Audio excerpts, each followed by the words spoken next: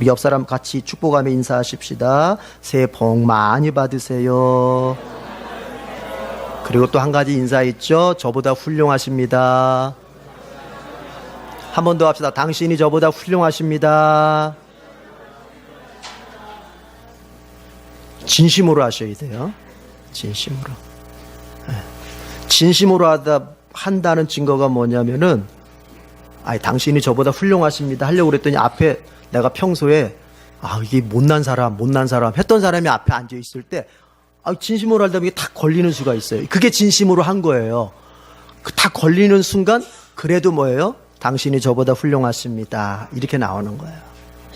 건성으로 하면 뭐든지 안 되고 진심으로. 프랑스의 작가 폴 부르제가 이런 말을 했습니다. 여러분 한번 가만히 듣고 생각해 보세요. 이런 얘기를 했어요. 생각하는 대로 살지 않으면 사는 대로 생각한다, 그런 말을 했어요. 한번 말을 되새겨 보기 위해서 한번 따라해 볼까요? 생각하는 대로 살지 않으면 사는 대로 생각한다. 참 깊은 의미의 말이에요. 여기서 생각이라고 하는 것은 이렇게 바꿀 수도 있죠. 소신, 어떤 철학, 그렇죠? 우리가 철학을 가지고 살아야지 이런 얘기 하잖아요. 우리같이 신자라면 이것을 신앙이라는 말로 바꿀 수 있어요. 신앙이 될 수 있어요. 그러니까 생각 대신에 신앙이라는 말을 넣어서 이 명제를 다시 한번 얘기해 보면 이렇게 되는 거예요. 신앙하는 대로 살지 않으면 사는 대로 신앙한다, 이렇게 되는 거예요. 신앙하는 대로 살지 않으면 우리는 사는 대로 신앙생활을 하게 돼 있어요. 여러분, 신앙하는 대로 산다고 하는 거, 이거 어떤 걸까요? 먼저 인간이라면은 고민이 있어야 돼요. 어떤 고민이요? 어떻게 살아야지? 이 고민이 있어야 돼요.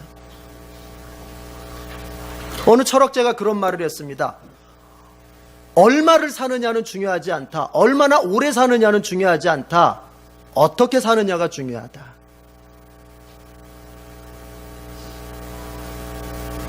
어떤 수도사가 그런 말을 한 거를 제가 책에서 봤는데 이런 얘기를 했어요. 오래 살고 싶어 하는 것은 모든 사람들의 소망인데 훌륭하게 살고 싶은 것은 소수의 소망이다. 그러니까 다 오래 살고 싶어요. 장수하고 싶어요. 100살까지, 아니 100살 넘어서까지 살고 싶어 해요. 그러나 그렇게 살아가는 나의 삶의 내용이 얼마나 훌륭하고 얼마나 멋지고 정말 우리같이 신자라면 하나님 보시기에 얼마나 인정받을 수 있을까에 대한 훌륭한 가치부여, 훌륭하게 살고자 하는 마음은 모든 사람들이 갖는 마음이 아니고 소수의 생각 있는 사람들만이 갖는 삶의 철학이라는 거예요. 인간이라면 기본적으로 던져봐야 될 질문이 있어요. 나 어떻게 살아야지? 신앙하는 대로 산다고 하는 건 뭐냐? 나 어떻게 살아야지? 이 질문 앞에서 자기의 분명한 신앙적 소신을 세우고 사는 걸 말하는 거예요. 자기의 신앙적 소신을 분명하게 딱 세우고 그 소신에 맞추어서 선택을 하거나 거부하면서 사는 것, 이게 신앙하는 대로 사는 거예요. 이해가 되셨으면 아멘 한번 해보실까요? 예. 이해를 먼저 하셔야 되잖아요. 신앙적 소신이 세워져야 됩니다. 그리고 그 소신에 맞춰서 선택할 거냐 거부할 거냐를 이제 우리는 만들어 가야 되는 거죠. 이런 삶의 장점이 있죠. 신앙적 소신을 세워서 선택하고 거부하는 삶의 장점이 있어요. 그게 뭐냐면 이런 삶은요 아주 단순합니다. 아주 단순하고 분명합니다. 뭘 선택하고 뭘 거부해야 할지가 분명합니다. 그렇기 때문에 거기에는 혼란이 없어요. 혼란이 없기 때문에 마음은 늘 평화롭게 되는 거예요. 여러분, 수도사들이 강조했던 삶이 뭔지 아세요? 심플 라이프예요. 단순한 삶이에요. 단순한 삶. 여러분이 마음에 평안이 없고 여러분이 온통 인생의 혼란 속에 빠져 있는 것은 생각이 너무 복잡해요. 너무 복잡하시다고. 여러분, 이걸 분별해서 이해를 해야 됩니다. 생각이 깊은 것과 생각이 복잡한 건 다른 거예요. 어떤 사람들은 자기가 복잡한 걸 갖다가 자기 생각이 되게 깊다고 그렇지 않아요. 생각이 깊을수록 생각은 단순해지는 겁니다. 내가 아직 생각이 복잡하다고 하는 것은 생각을 깊게 할 줄은 모른다는 소리예요. 아시겠어요, 여러분? 깊은 사람이 될지언정 복잡한 사람은 되지 마십시오. 우리 옆 사람 축복합시다. 올해 깊은 사람이 됩시다. 꼭 그러셔야 돼요. 그러면 삶이 단순해져요. 스트레스가 줄어드는 거예요. 선택의 모든 상황이 복잡하게 얽혀있기 때문에 이 스트레스 받는 거예요. 거기에는 소신이 있어야 돼요. 이게 신앙하는 대로 산다는 거예요. 어떻게 살 것인가? 신앙적 소신을 세우고 그 소신에 따라서 내가 선택할 것과 거부할 것을 딱 만들어가면서 사는 거예요. 반대로 사는 대로 신앙하는 것은 뭘까요? 마찬가지예요. 어떻게 살 것인가에 대한 신앙적 소신이 없는 거예요. 아주 쉽게 얘기하자면은 예수 믿는 사람으로서 어떻게 살아야 되는지에 대한 그 철학이 없는 거예요. 없는 거예요. 그러다 보면 어떻게 될까요? 그때 형편 따라서 신앙이 막 요동을 치는 거예요. 형편 따라서 형편이 나를 한쪽으로 밀어붙이면은 신앙도 덩달아서 한쪽으로 밀어붙여지는 거예요. 그러니까 그때 형편에 따라서 신앙이 좋았다가 나빴다가 신앙이 있었다가 없었다가 이렇게 되는 거예요. 이게 사는 대로 신앙하는 거예요. 그러면 이런 삶은 어떻게 될까요, 여러분? 앞에 얘기 뒤집으면 돼요. 이런 삶은 늘 복잡해요. 왜 복잡할까요? 지금 자신의 이런 살고 있는 모습에 대해서 자꾸 합리화를 시켜야 되고, 합리화를 시키려다 보니 자꾸 핑계를 대야 되고, 그리고 핑계거리를 자꾸 만들어내야 되거든요. 복잡해요. 그렇기 때문에 마음은 어때요? 내면은 어때요? 늘 불만족합니다. 평화가 없습니다. 마음이 평안하질 않아요. 마음에 늘 불만족이에요. 원망만 계속 생기는 거예요. 사는 대로 신앙하면요, 마음에 평화가 없어요. 여러분이 평화롭기를 원합니까? 믿는 대로 사십시오. 사는 대로 믿지 말고. 새해를 시작하는 여러분, 신앙적 소신을 세우고 출발하시기를 권면합니다. 어떻게 살 것인지 결심하고 출발하시길 바랍니다. 그래야 쓸데없는 일에 시간을 낭비하지 않게 되고 전혀 근거 없는 걱정과 불만족과 열등감에 빠지지 않게 되는 거예요. 그런데 여기에는 하나의 거쳐가야 할 문제가 있죠. 뭐냐면 소신을 가지려면 여러분 기준이 있어야 되는 거예요. 소신을 갖는다고 하는 것이 개똥철학을 갖는 게 아니에요. 내가 이렇게 막 우격다짐으로 이렇게 살아야지, 이게 아니에요. 어떻게 사는 것이 정말 잘 사는 것이고 지혜롭게 사는 것인지에 대한 기준이 있어야 돼요. 그 기준을 먼저 알아야 돼요. 기준을 알고 이제 그 기준을 나의 소신으로 삼을 수 있어야 된단 말입니다. 오늘 본문은 신자가 소신으로 가져야 할 기준을 알려주고 있습니다.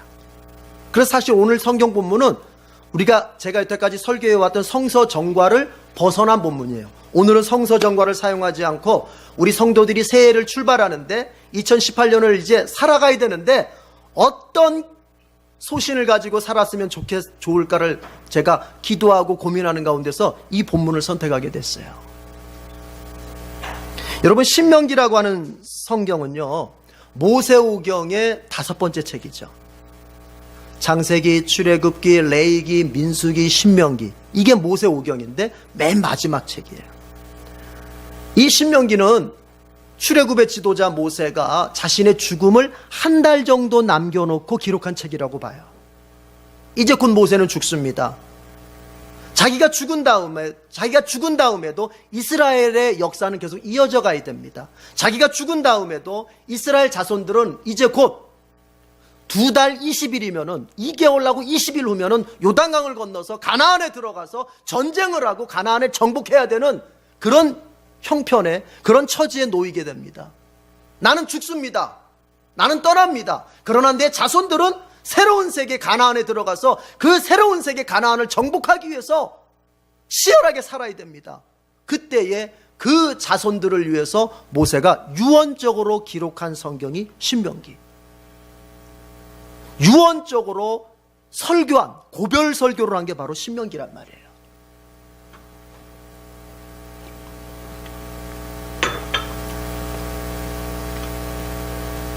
여러분, 이런 배경을 이해할 때 모세가 어떤 심정으로 설교했겠습니까? 어떤 심정으로 유언을 했을까요? 자신의 자녀들이 정말 잘 살아야 된다고 하는 심정이 아니었을까요? 우리도 마찬가지잖아요.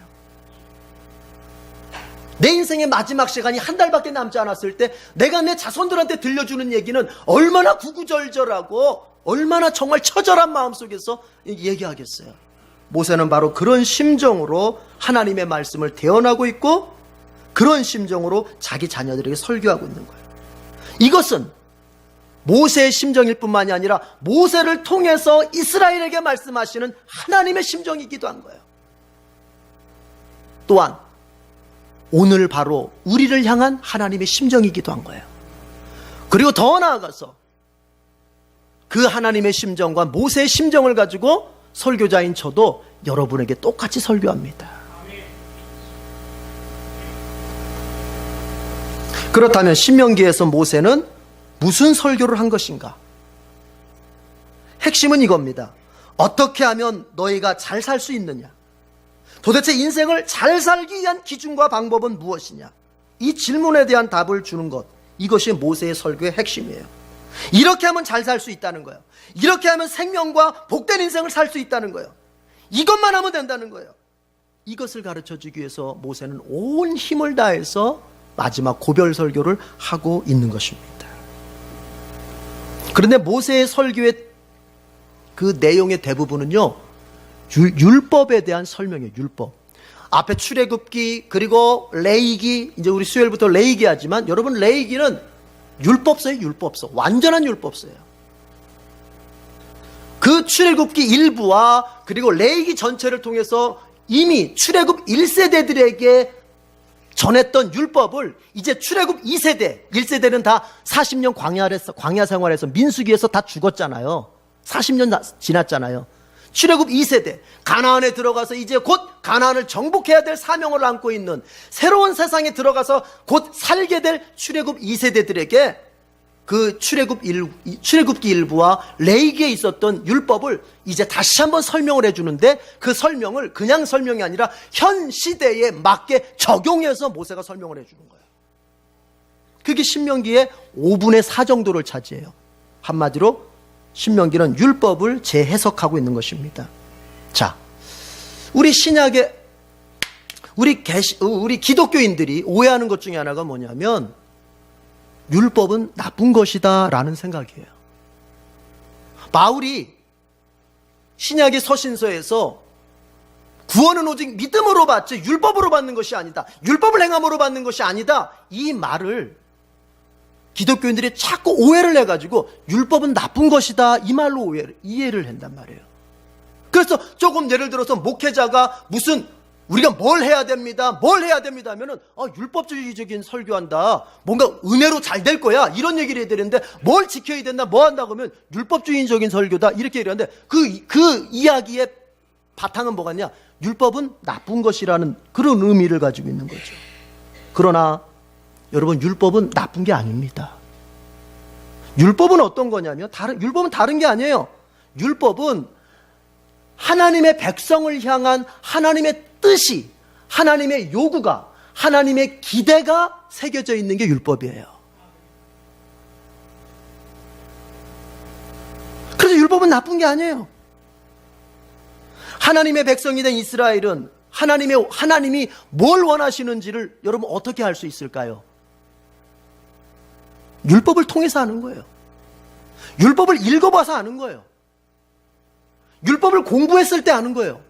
도대체 하나님의 백성된 나에게 하나님이 요구하시는 신앙의 삶이라고 하는 것이 무엇일까는 여러분 이렇게 아는 게 아니에요. 무슨 분위기 잡아가지고 신비적인 기도를 해서 하나님의 뜻을 아는 게 아니에요. 오히려 그런 건 더 위험한 거예요. 율법을 읽을 때 하나님이 뭘 원하시는지를 알게 되는 거예요. 그래서 율법은 나쁜 게 아니에요. 율법에는 하나님의 뜻이 담겨 있어요. 거기에는 나를 향한 하나님의 기대가 담겨 있는 거예요. 율법은 좋은 거예요. 바울이 율법을 나쁘다고 말한 것이 아니라 율법의 한계를 말한 거예요. 한계. 무슨 한계?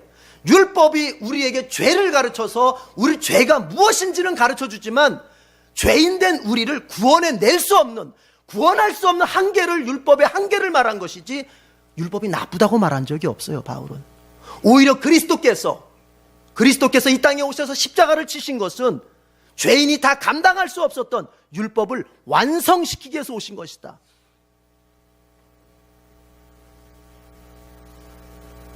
여러분, 그 율법은, 구약에서 말하는 그 율법은 오늘날 뭘까요? 말씀의 말씀. 다시 말하면 오늘날 성경이에요. 하나님이 여러분을 향한 인생의 뜻, 하나님이 여러분을 존재케 하신 그 존재론적 의미, 그걸 어떻게 할 수 있어요? 신비적인 기도, 뭔가 특별한 기도, 이렇게 해서 하는 게 아니에요. 말씀인 성경을 읽을 때 하는 거예요. 그래서 우리의 모든 신앙생활의 근거, 내 존재의 의미, 내 존재의 가치, 내가 살아갈 인생의 방향, 이런 모든 것들, 더 나아가서 내가 이 땅의 삶을 마치고 내세로 들어갔을 때에 내게 안겨질 그 상급과 그 복락이 무엇인지 아는 길은 성경을 읽을 때 아는 거예요.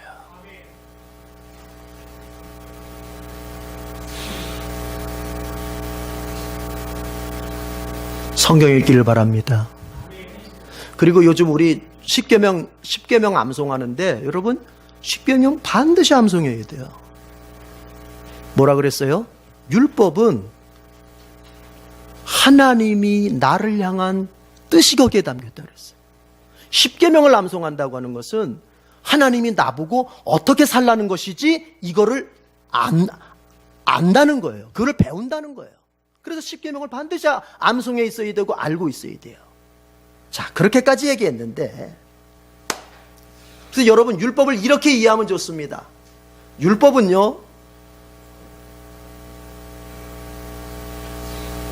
우리에 대해서, 신자인 우리에 대해서, 예수 믿어서 구원받은 우리에 대해서 정죄의 기능은 사라졌습니다. 율법은 절대 우리를 정죄할 수 없습니다. 누구든지 예수 안에 있으면 새로운 피조물이 되었고, 성령 안에서 중생한 자에 대해서 예수님 말씀하셨습니다. 결코 정죄함이 없다고 그랬습니다. 율법은 우리에 대해서 너 이거 못했지? 너 이거 못했으니까 구원 취소야. 너 하나님 앞에서 이렇게 잘못 살았지? 너 그러니까 지옥 가야 돼. 이렇게 율법은 우리에 대해서 정죄할 수 있는 기능이 사라져버렸습니다. 왜 그렇죠? 율법보다 더 크시니, 율법을 완성하신 예수께서, 그분이 이루신 의, 그분이 이루신 완전한 의, 율법을 다 지켜야만 이룰 수 있는 의, 그 의를 예수님이 십자가에서 이루신 다음에 우리에게 덧입혀 주셨기 때문에 그런 거예요. 바울이 로마서나 서신서에서 바울이 강조하는 건 그거예요. 우리로서는 율법 앞에 절대 설 수 없지만 예수께서 이루신 의를 우리가 덧입었기 때문에 우리가 하나님 앞에, 율법 앞에 설 수 있다는 거예요.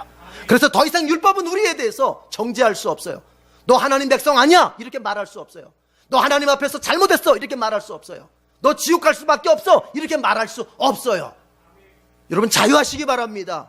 옥 우리가 신앙생활하다가 넘어지고 실패할 때가 있어도, 그 죄를 깨닫게 할 수는 있어도 나로 하여금 하나님 백성 아니다, 이렇게 율법이 정죄하며 심판할 수는 없어요. 율법이 정죄의 기능이 사라진 거예요. 누구에 대해서? 신자에 대해서. 그러나 불신자에 대해서는 여전히 정죄의 기능을 가지고 있지요. 그러나 예수 믿는 신자에 대해서는 율법이 정죄의 기능을 상실했어요. 그러나 여러분, 율법이 신자에 대해서 정죄의 기능은 상실했지만 한 가지 기능은 아직 간직하고 있어요. 그게 뭐냐면은, 조금 어렵게 얘기하면요, 이거예요. 규범의 기능이에요. 규범의 기능. 그럼 무슨 말이냐면, 쉽게 얘기할게요. 우리가 하나님 앞에서 어떻게 신앙생활을 해야 될지에 대한 그 기능은 가르쳐주고 그 기능은 우리한테 하고 있단 말이에요. 아, 내가 예수 믿었어. 그럼 신앙생활은 도대체 어떻게 해야 되는 거야? 내가 예수 믿었어. 인생은 도대체 어떻게 살아야 되는 거야? 이것을 가르쳐주는 기능은 아직 우리에게 남아있다는 얘기예요. 이해가 되십니까? 그래서 우리는 구약 성경을 읽어야 되는 거예요.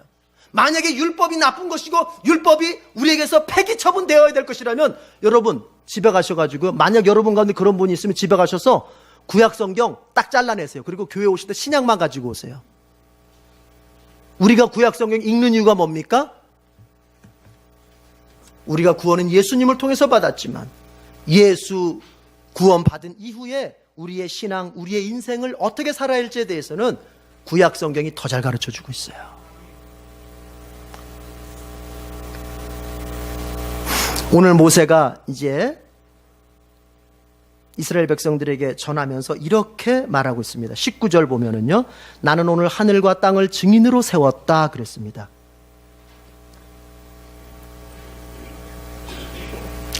하늘과 땅을 증인으로 세웠다. 여러분, 하늘과 땅이 무슨 인격적 존재입니까? 증인으로 삼게? 이게 무슨 말이에요? 지금 신명기 1장에서부터 쭉 모세가 이스라엘 백성들을 향해서 어떻게 하면 너희가 승리하고 어떻게 하면 너희가 잘 살게 되고 너희가 어떻게 하면 복된 인생이 될 수 있는지 계속 반복해서 말하고 있는데, 말해왔던 그것인데, 내가 하늘과 땅을 증인 삼았다는 건 뭐냐면은 내가 너희들에게 가르쳐준 그 원리는 하늘과 땅이 변치 않듯이 그것은 절대적인 것이고 그것은 반드시 이루어진다는 것입니다. 여러분, 하늘과 땅이라고 하는 것은 변치 않는 것의 상징이에요. 그러니까 이런 거예요.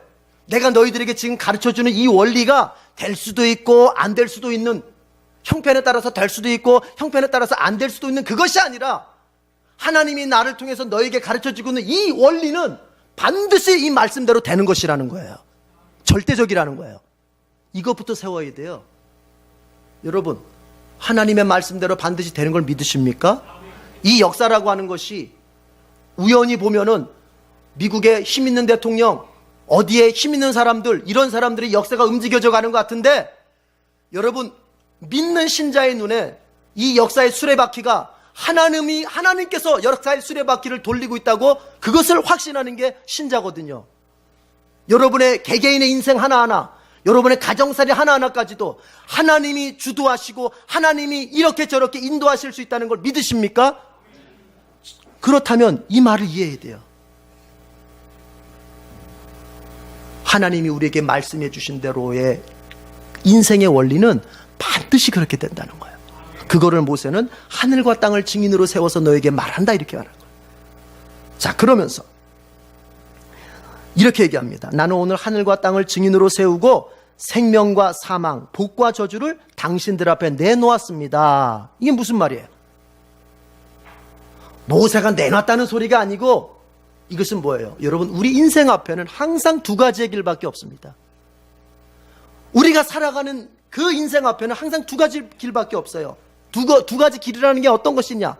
생명의 길, 사망의 길, 복의 길, 저주의 길, 이 길밖에 없어요. 중간지대가 없어요. 영적인 세계에서 여러분, 회색지대라는 건 없어요. 생명의 길 아니면 죽음의 길이에요. 복의 길 아니면 저주의 길이에요. 주님께서 말씀하셨어요. 나를 택하지 않은 자는 나를 배반하는 자, 나를 버린 자예요. 중간지대란 있을 수가 없어요. 이걸 이해하고 가야 돼요. 인생 앞에는 항상 몇 가지 길만 있다고요? 두 가지 길이에요. 예수님도 말씀하셨어요. 인간 앞에 놓여진 길은 두 가지 길밖에 없다고 그랬어요. 넓은 길 아니면은 좁은 길밖에 없다고 그랬어요. 중간의 길이 없어요. 여기서 생명과 사망이라고 하는 것은 좀 더 내세적인 겁니다. 우리가 육신의 삶을 마치고 저 세상을 갈 때 생명의 길로 갈 거냐, 사망의 길로 갈 거냐, 좀 더 내세적인 거예요. 그러나 복과 저주라고 하는 것은 좀 더 현세적인 거예요. 이 땅에 살면서 하나님께서 우리에게 주시는 좋은 것들을 누리며 사는 것이냐, 아니면 이 땅에 사는 동안 계속 하나님의 징계의 채찍을 맞으면서 살게 될 것이냐, 이 두 가지 길밖에 없어요. 여러분, 생명과 복의 길로 가시길 바랍니다. 여러분 자신과 여러분 가정이 생명과 복에 서 있기를 바랍니다. 이 두 종류의 길, 2018년도에도 여전히 우리 앞에 놓이게 될 텐데요. 이 두 가지 길 중에서 우리는 어느 하나를 선택하면서 살 수밖에 없습니다. 제가 앞에서 얘기했어요. 생명의 길과 사망의 길. 이것을 내세적으로 표현한다면은 이미 우리는 생명의 길에 들어선 사람들입니다. 어떻게 해요? 예수 믿어서 이미 생명의 길에 들어섰습니다. 예수 믿은 사람은, 예수 믿는 신자는 사망의 길로 갈래야 갈 수가 없어요. 사망의 길로 갈래야 갈 수가 없다고요. 이미 부산으로 가는 열차를 탄 사람은 강원도 쪽으로 가고 싶어도 갈래야 갈 수가 없는 거예요. 어떻게 갈 거예요? 못 가요. 예수 안에서 생명 얻은 사람은 이미 생명의 길로 가고 있어요. 자, 그런데 남은 게 있습니다. 현실을 살면서 예수 믿고 난 후에도 우리는 여전히 현실을 아직 살아가고 있습니다. 이 현실을 살면서 여러분, 복의 삶을 살겠습니까? 저주의 삶을 살겠습니까? 이건 아직도 우리도 해당되는 거예요. 복의 길을 갈 거예요? 저주의 길을 갈 거예요? 2018년도 우리 앞에 이 두 가지 길이 이 두 가지 길이 분명히 있고, 우리는 이 두 가지 길을 만날 때마다 선택을 하면서 살아야 됩니다. 여러분의 복과 여러분의 복의 길에 서 있기를 바랍니다. 2018년도가 여러분의 인생길은 복의 길로 가득 차기를 바랍니다. 자, 그런데 복의 길은 어떻게 얻느냐 하는 거예요. 복의 길을 도대체 얻긴 얻어야 되는데 어떻게 얻느냐 하는 것, 이걸 말하고 있어요. 오늘 모세는 이렇게 권면합니다. 당신들과 당신들의 자손이 살려거든, 따라합시다. 생명을 택하십시오. 생명을 택하십시오. 여러분, 여기 생명이라고 말하는 것은 뭐냐면 살 길을 말하는 거예요. 살 길을 택하라는 거예요. 살고 싶으면 살 길을 택하십시오. 저는 제일 안타까운 게 뭐냐면요, 목회하면서 내 선택은 죽을 길을 선택하면서 마음은 살고 싶어 하는 거, 참 이게 안타까워요. 내가 실제로 선택하는 것은 무너질 수밖에 없는 길을 선택하면서 자기가 바라는 것은 살 길이라는 거예요. 살고 싶다는 거예요. 여러분, 이게 될 수 있을까요? 우리의 열매라고 하는 것은 우리의 선택으로 맺어지는 거예요. 내가 마음에 살고 싶어 한다 할지라도 실제로 내가 현실에서 선택하는 그것이 죽음의 길이요 망하는 길이면은 나는 죽음과 망함의 열매를 맺을 수밖에 없는 거예요.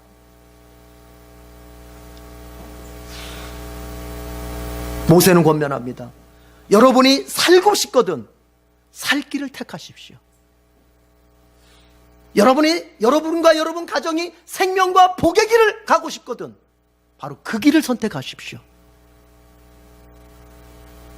여러분 모두에게 이런 복이 있기를 바랍니다. 그러면서 이야기합니다. 그 생명을 선택한다고 하는 것이 구체적으로 어떤 것인지, 생명의 길, 살 길을 선택하는 것이 실제에서는 어떤 구체적인 것인지 그 지침을 이야기하는데 그게 20절이에요.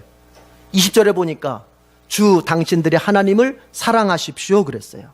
여러분, 하나님을 사랑하는 것이 생명을 선택하는 것입니다. 자, 그런데 이 사랑이라는 것이 여러분 고약해요. 여러분이 사랑이라는 것이 고약하다고요. 왜 그런 줄 아세요? 진짜 중요한 사랑은요, 배타적이에요. 자, 내가 내 아내를 선택을 했습니다. 결혼하기를 선택했습니다. 이 여자를 사랑하기로 선택을 했습니다. 그러면 여러분, 나는 이 여자만 사랑해야 되는 거예요. 이 여자를 제일 우선으로 사랑하고 이 여자만을 제일 사랑해야 되는 거예요. 내가 이 여자를 사랑하면서도 또 다른 한편 다른 여자를 사랑하고 있다면 그건 사랑이 아니에요. 여기서 말하는 사랑은 바로 그걸 말하는 거예요. 하나님을 사랑하라고 하는 것은 아까 우리 찬송했습니다. 세상 그 무엇과도 바꿀 수 없네 나의 가장 귀한 분. 이게 사랑, 이게 하나님을 사랑하는 거예요. 세상의 그 무엇 화려한 것, 빛나 보이는 것, 내 마음을 유혹해 하는 모든 것에서 내가 거절하고, 아니다, 나의 주님 하나님이 나의 최고요, 나의 가장 값진 것이요, 내가 우선 선택할 것이다. 이게 사랑이에요. 예수님은 그걸 이렇게 표현했던 거예요. 가족이 먼저가 아니다. 너의 일이 먼저가 아니다. 너의 목숨과 마음과 뜻을 다해서 하나님을 사랑해라. 이게 사랑이에요. 여러분, 하나님을 사랑한다고 하는 거, 이것이 참 어려운 게 여기에 있는 거예요. 그냥 모든 사람도 더불어 사랑한다고 하면 얼마나 좋겠습니까? 하나님도 사랑하면서 동시에 세상도 사랑하라고 하면 얼마나 마음 편하겠습니까? 하나님이 원하는 뜻도 사랑하면서 동시에 내 마음의 욕망도 사랑하라고 하면 얼마나 편하겠습니까? 그러나 사랑이 고약해요. 사랑은 배타성을 가지고 있는 거예요. 여러분, 하나님도 사랑하면서 세상도 사랑하라고 말하는 건 뭐냐면, 여러분의 배우자에게 여보 나도 사랑해주면서 다른 사람 사랑해도 괜찮아, 이거하고 똑같은 거예요. 그게 가능합니까? 아니잖아요. 있을 수 없잖아요. 모세는 말합니다. 하나님을 사랑하십시오. 그 앞에 제가 성경에는 없지만은 제가 성경을 쓴다면 이렇게 말하고 싶어요. 하나님만을 최고로 사랑하십시오. 이렇게 말하고 싶어요. 그 얘기거든요, 이게 지금. 그러면 여러분, 하나님만을 최고로 사랑하면, 가족보다도 하나님을 더 사랑하면 여러분, 그 사람이 가족을 버릴까요? 가족을 외면할까요? 전혀 그렇지가 않은 거예요. 그 반대예요. 그 반대라고요. 여러분, 남자들을 예로 들어봅시다. 남자들을 예를 들어서, 저도 남자니까 남자를 예로 들어볼게요.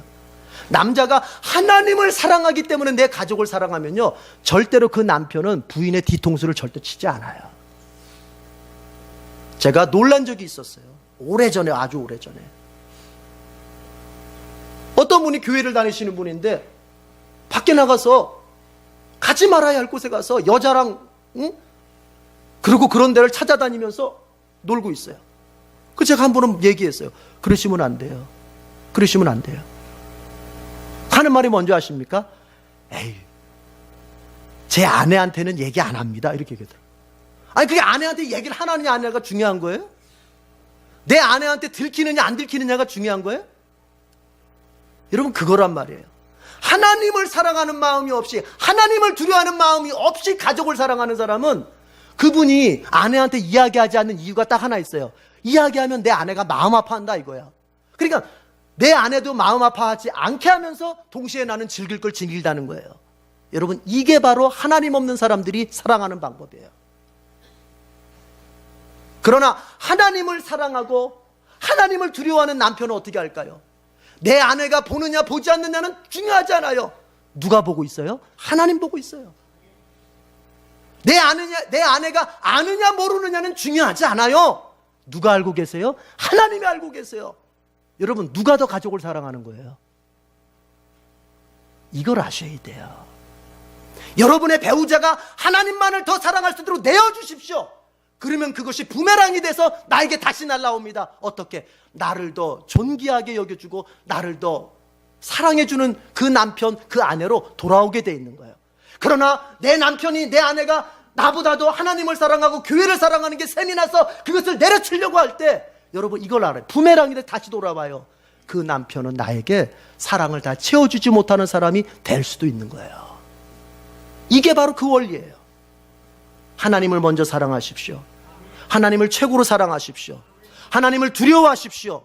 하나님을 인생의 첫 자리에 하나님을 모시십시오.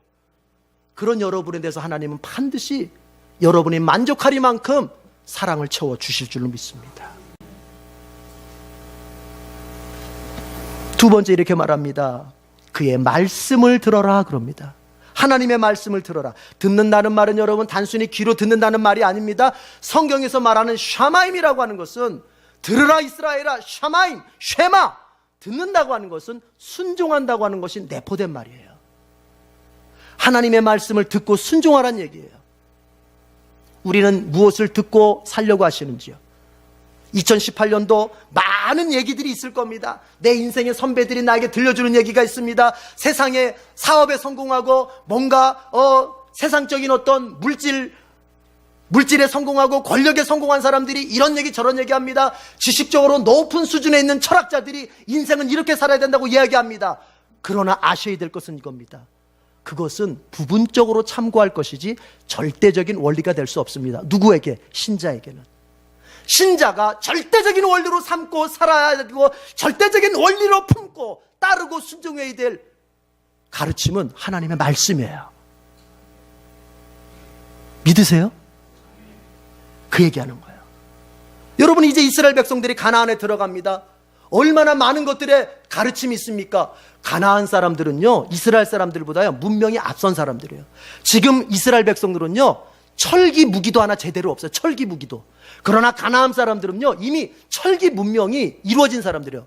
철기 무기들로 무장한 사람들이고, 그 사람들은 병거. 오늘날로 말하자면은 탱크 이런 것들도 갖추고 있는 사람들. 그러니까 문명적으로 보자면은 가나안 사람들이 이스라엘 사람보다 앞선 사람들이에요. 그러면 들어가서 여러분 배울 게 더 있겠어요, 없겠어요? 문명적으로 보자면은, 문화적으로 보자면은 배울 게 있겠어요, 없겠어요? 있는 거예요. 그러나 모세는 말합니다.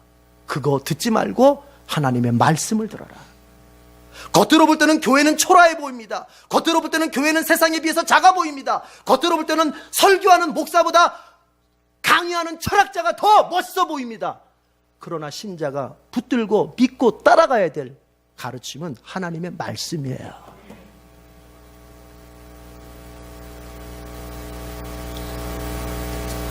하나님의 말씀을 듣고 순종할 때, 여러분, 예수님께서 가나의 혼인잔치집에 가셨습니다. 포도주가 다 떨어졌습니다. 마리아가 예수님께 와서 이제 부탁합니다. 그때 마리아가 그 집 종들에게 하는 말이 뭔지 아십니까? 시키는 그대로 그분의 말씀대로 순종해라 그럽니다. 예수님께서 그 종들에게 이제 물을 퍼담으라고 합니다. 물을 퍼담았습니다.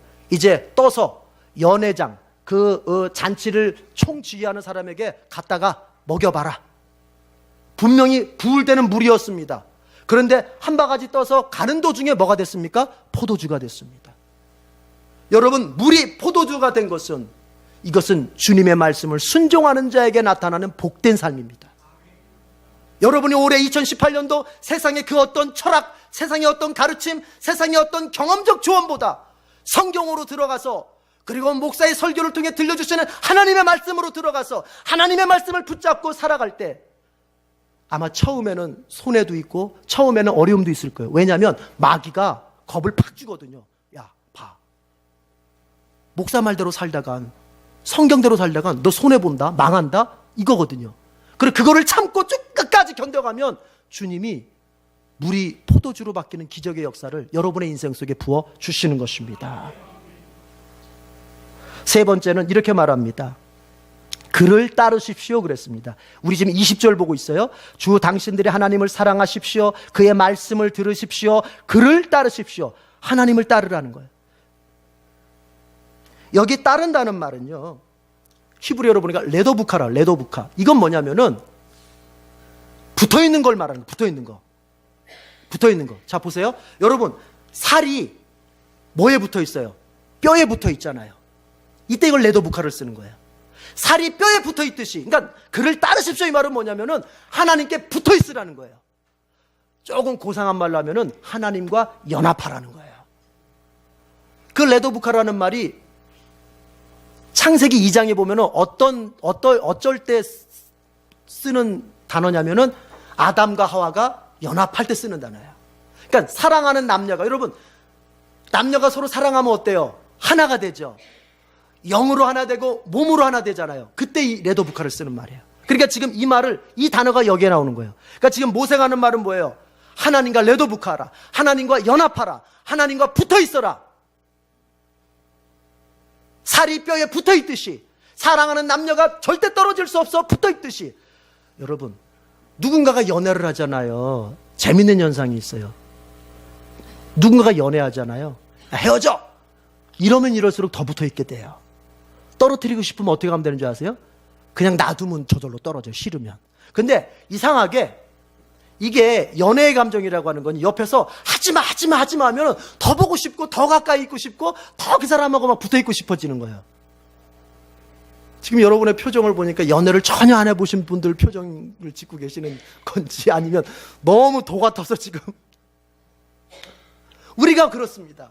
여러분, 세상이 자꾸 나로 하여금, 야, 하나님과 붙어 있으면 손해봐, 하나님과 붙어 있으면 너 아파, 너 하나님과 붙어 있으면 여러 가지로 어려움만 생겨, 네가 붙으려면은 그 하나님이 아니라 세상과 붙어, 세상과 연합해, 세상과 함께해, 이렇게 합니다.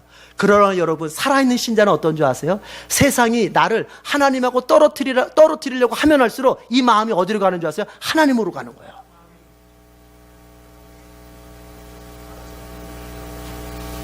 살이 뼈에 붙어 있듯이 우리가 하나님과 붙을 때, 하나님과 연합할 때 2018년도 우리에게 복된 길이 열리는 것입니다.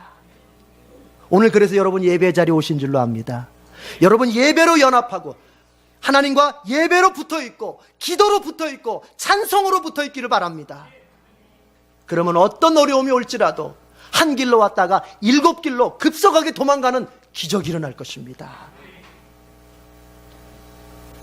오늘 모세가 권면했습니다. 당신들과 당신들의 자손이 살려거든 생명, 살기를 택하십시오.